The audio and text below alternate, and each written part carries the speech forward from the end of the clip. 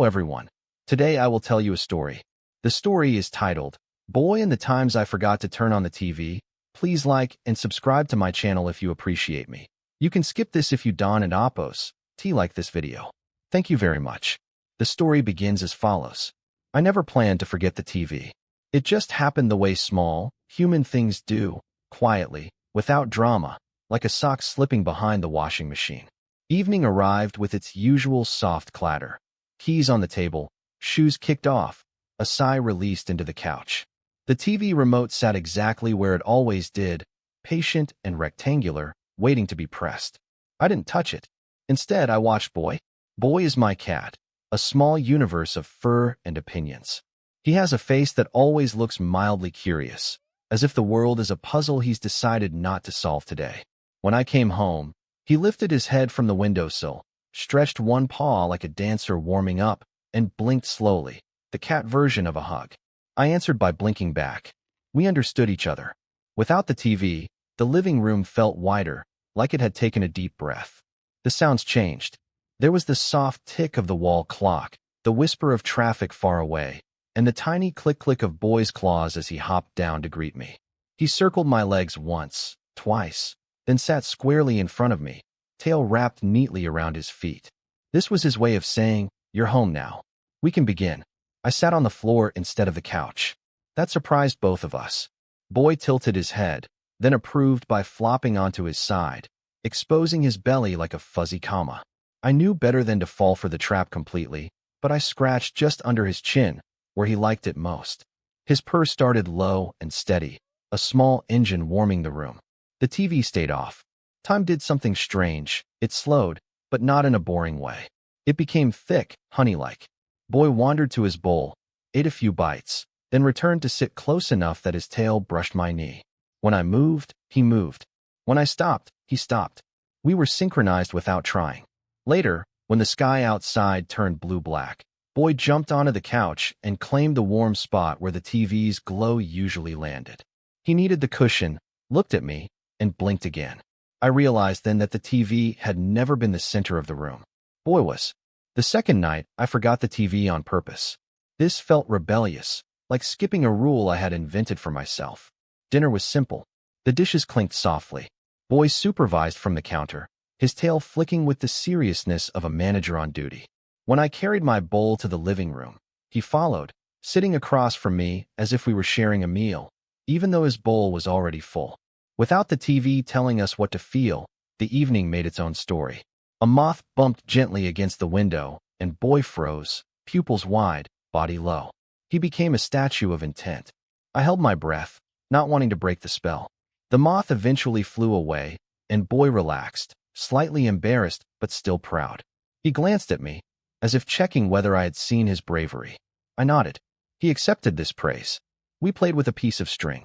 It wasn't fancy, just a white line dancing across the floor, but to Boy it was the most important thing in the world. He chased, missed, slid, then caught it with a triumphant little chirp. When he finally tired, he collapsed beside me, sides rising and falling, eyes half closed. I noticed how warm he was, how real. Not a character, not a background presence. A life sharing space with mine. Later, a neighbor's TV noise drifted through the wall. Laughter, applause, a soundtrack telling someone when to feel happy. In our room, there was only the sound of Boy grooming himself, the careful rasp of tongue on fur. It felt intimate, like being let into a secret rhythm. I thought about how often I used the TV to fill silence, to avoid it. But silence with Boy wasn't empty. It was full of meaning. When I stood up to get water, Boy followed. When I sat again, he curled against my leg, anchoring me to the moment. I realized that he didn't need entertainment. He needed presence. And maybe I did too. That night, I went to bed earlier. Boy joined me, circled 3 times, then settled near my chest. His purse synced with my breathing. The TV remained off, forgotten in the most gentle way. The days turned into a small tradition. Not every night, but often enough, the TV stayed off. Mornings felt different too. Boy would wake me by placing one paw carefully on my face, not to annoy me, but to confirm that I still existed. Sunlight spilled into the room, and he chased dust like it was falling snow.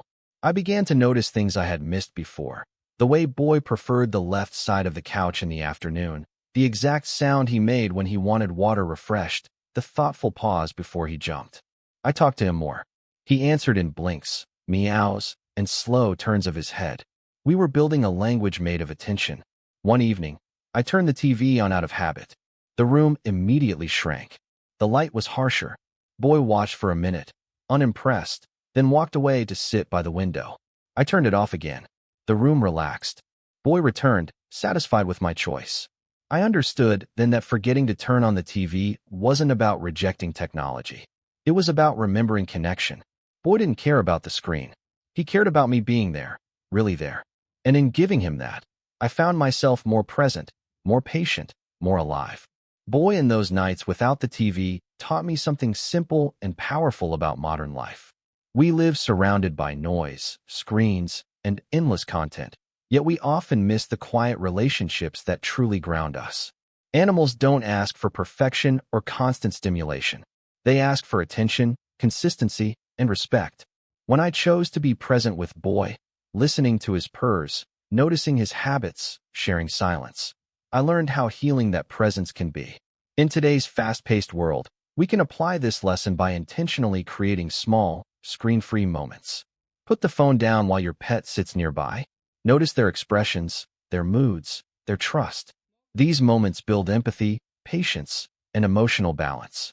They remind us that companionship is not about entertainment, but about shared time. The bond between humans and animals is a two-way gift. When we slow down for them, they slow us down too, guiding us back to what matters. Like Boy in a quiet living room, they teach us that love often speaks softly, and that listening can change the way we live.